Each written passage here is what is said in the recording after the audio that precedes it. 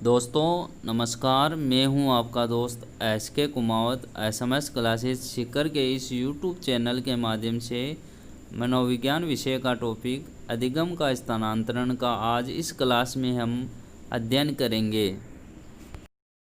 नमस्कार दोस्तों, हमने पिछले वाली क्लास में अधिगम को प्रभावित करने वाले कारकों के बारे में पढ़ा था।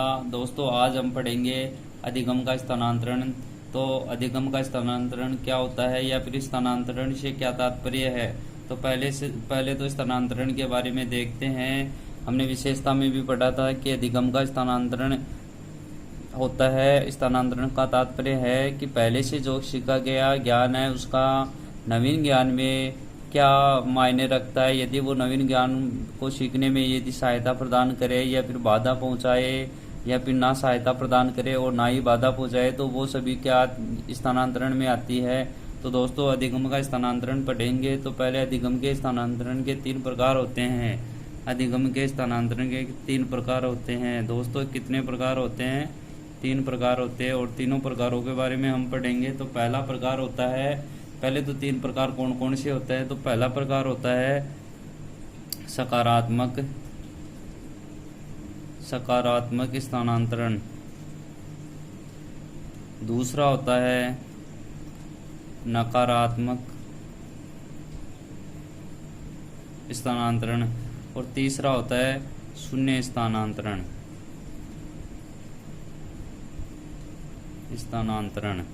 दोस्तों ये तो स्थानांतरण के जो मुख्य प्रकार है उनमें आता है सकारात्मक स्थानांतरण, नकारात्मक स्थानांतरण एवं शून्य स्थानांतरण। इसके बाद में कुछ अन्य स्थानांतरण भी है, तो उनके बारे में भी हम पढ़ेंगे। तो पहले बात करते हैं सकारात्मक स्थानांतरण के बारे में। तो पहले बात करते हैं सकारात्मक स्थानांतरण। पहला स्थानांतरण कौन सा हो गया? सकारात्मक स्थानांतरण। सकारात्मक को ही क्या बोलते हैं? धनात्मक भी बोलते हैं या पॉजिटिव भी बोलते हैं। तो सकारात्मक या धनात्मक स्थानांतरण क्या होता है? दोस्तों जो पहले से सीखा गया ज्ञान होता है उस ज्ञान का यदि नवीन ज्ञान को सीखने में सहायता मिलती है तो उसे सकारात्मक स्थानांतरण कहते हैं। पहले से सीखे गए ज्ञान से नवीन ज्ञान में सीखने में यदि हमें सहायता मिलती है तो उसे हम सकारात्मक स्थानांतरण कहते हैं। पहले वाले ज्ञान से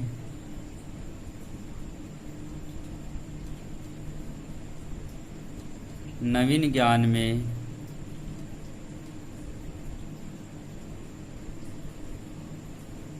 सहायता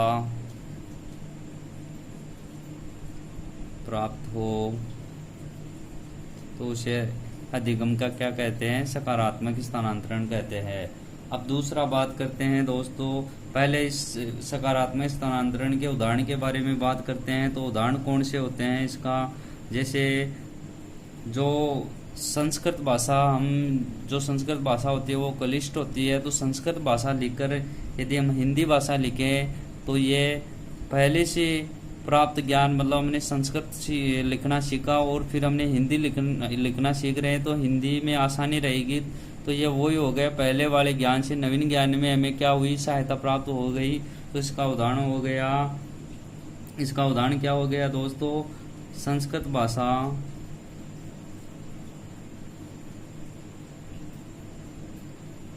लिखकर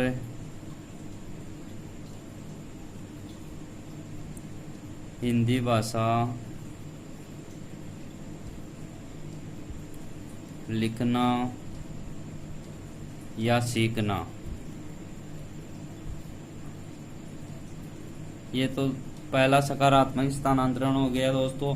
अब हम बात करते हैं दूसरे स्थानांतरण के बारे में। तो दूसरा स्थानांतरण कौन सा होता है? नकारात्मक स्थानांतरण। नकारात्मक या फिर ऋणात्मक स्थानांतरण। तो नकारात्मक या ऋणात्मक स्थानांतरण किसे कहते हैं? तो पहले से सीखे गए ज्ञान से यदि हमें नवीन ज्ञान में सहायता प्राप्त न हो या फिर बाधा प्राप्त हो या फिर कठिनाई होती है तो उसे हम क्या कहते हैं, नकारात्मक या ऋणात्मक स्थानांतरण कहते हैं। तो पहले से सीखे गए ज्ञान से नवीन ज्ञान में या फिर नवीन ज्ञान को सीखने में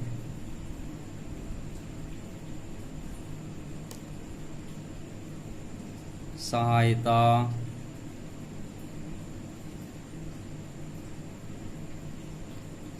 नहीं मिलती,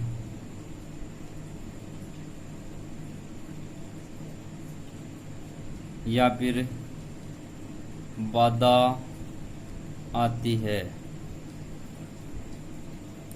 अर्थात पहले से सीखा गया ज्ञान यदि नवीन ज्ञान में हमें सहायता प्रदान ना करे, अर्थात बाधा पहुंचाए या फिर कठिनाई आती है, तो उसे हम नकारात्मक या ऋणात्मक स्थानांतरण कहते हैं। दोस्तों इसका उदाहरण क्या हो गया, हिंदी, अंग्रेजी लिखकर उर्दू भाषा लिखना। तो दोस्तों हिंदी या अंग्रेजी भाषा लिखकर हम उर्दू भाषा लिखते हैं, तो उर्दू भाषा में हिंदी से या अंग्रेजी से हमें कोई सहायता नहीं मिलती है, अपितु हमें कठिनाई का ही आभास होता है। इसलिए ये क्या हो गया, नकारात्मक या ऋणात्मक स्थानांतरण हो गया। अब हम बात करेंगे तीसरे स्थानांतरण के बारे में। तो तीसरा प्रकार कौन सा होता है, वो होता है शून्य स्थानांतरण। शून्य स्थानांतरण दोस्तों शून्य स्थानांतरण कौन सा होता है, जब पहले से सीखा गया ज्ञान ना तो हमें सहायता प्रदान करता है और ना ही हमें बाधा पहुंचाए, तो उसे क्या कहते हैं, शून्य स्थानांतरण कहते हैं। जब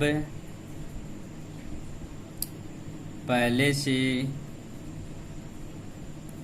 सीखा गया ज्ञान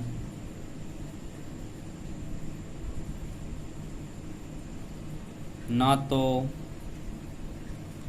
सहायता प्रदान करे और ना ही बाधा पहुंचाए,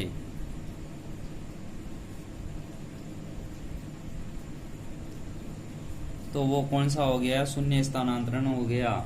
उदाहरण देके तो उदाहरण के रूप में हम देख सकते हैं कि ये जो अपन के जो मनोविज्ञान पढ़ रहे हैं, तो मनोविज्ञान पढ़कर राजस्थान सामान्य ज्ञान पढ़ना, मनोविज्ञान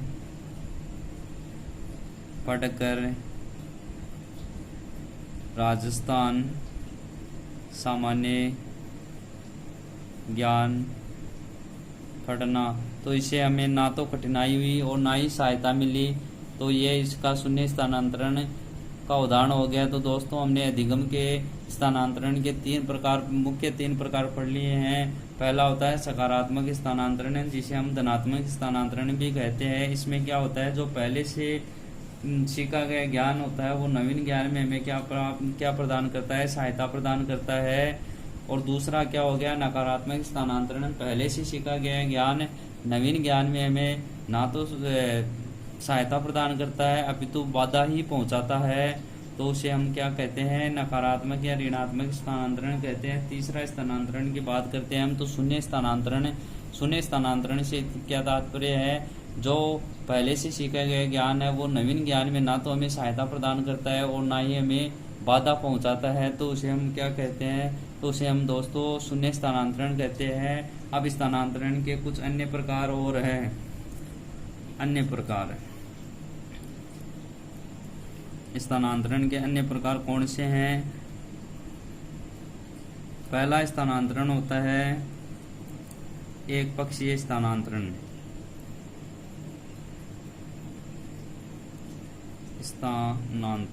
एक पक्षीय स्थानांतरण। तो दोस्तों एक पक्षीय स्थानांतरण कौन सा होता है, एक पक्षीय स्थानांतरण होता है कि हमारे जीवन में कुछ घटनाएं घटित होती है जिसके कारण मनुष्य शरीर के एक ही अंग का प्रयोग करने लग जाता है, तो उसे एक पक्षीय स्थानांतरण कहते हैं। इसका उदाहरण देके, दायां हाथ टूटने पर बाएं हाथ का प्रयोग करना। तो पहला स्थानांतरण अन्य प्रकार में एक पक्षीय स्थानांतरण कौन सा हो गया? हमारे जीवन में कुछ ऐसी घटनाएं घटित हो जाती है जिसके कारण हम अपने शरीर का एक ही अंग का प्रयोग करने लग जाते हैं, तो उसे एक पक्षीय स्थानांतरण कहते हैं। जैसे दायां हाथ टूटने पर बाएं हाथ का प्रयोग करना। अब इसका दूसरा प्रकार होता है द्विपक्षीय स्थानांतरण।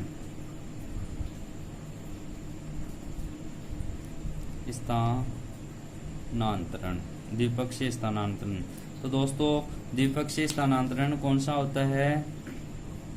जब शरीर के एक भाग को दिए गए प्रशिक्षण के द्वारा या अनुभव के द्वारा उसका स्थानांतरण दूसरे भाग में होता है, तो उसे द्विपक्षीय स्थानांतरण कहते हैं। जैसे उदाहरण के रूप में हम देखें तो दाएं हाथ से लिखने की योग्यता का लाभ जब हम अपने बाएं हाथ से लिखने या सीखने में करते हैं, तो उसे हम द्विपक्षीय स्थानांतरण कहते हैं। इसका उदाहरण क्या हुआ? दाएं हाथ से लिखने के अनुभव से बाएं हाथ से भी लिखना सीखना।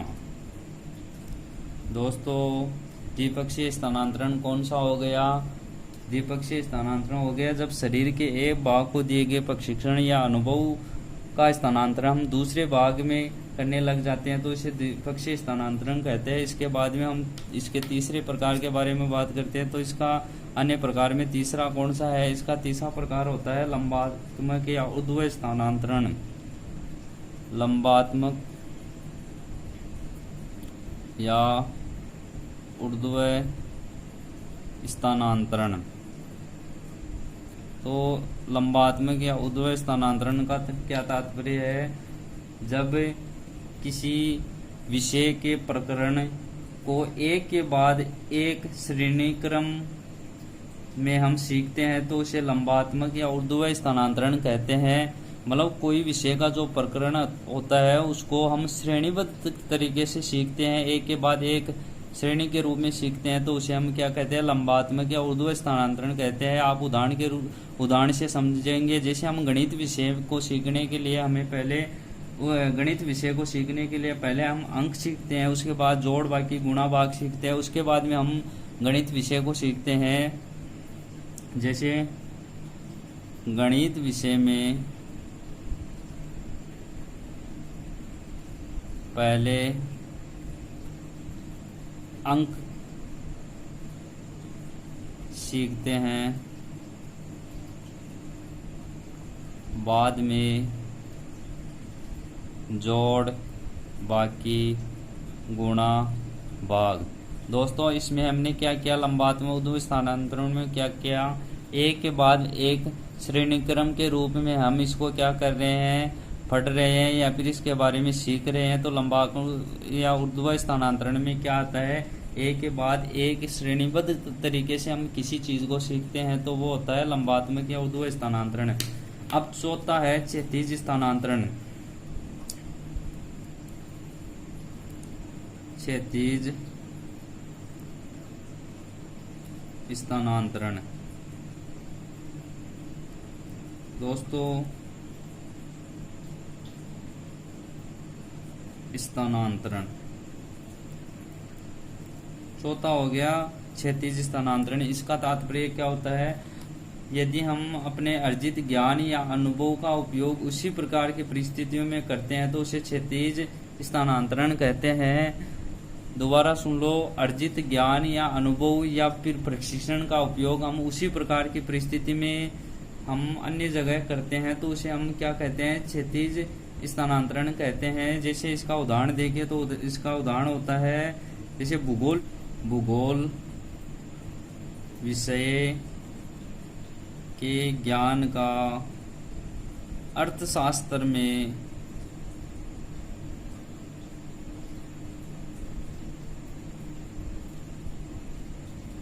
उपयोग करना। तो दोस्तों आज हमने अधिगम के स्थानांतरण के बारे में पढ़ लिया। आज की क्लास में इतना ही। आगे की क्लास में हम अधिगम के संप्रति के बारे में पढ़ेंगे एवं अधिगम की कठिनाइयों के बारे में पढ़ेंगे। तो दोस्तों आपको ये क्लास कैसी लगी? यदि आपको ये क्लास अच्छी लगी हो तो प्लीज़ लाइक करना, शेयर करना एवं कमेंट करना, तथा चैनल को यदि आपने सब्सक्राइब नहीं किया तो प्लीज़ इसे सब्सक्राइब करें। धन्यवाद।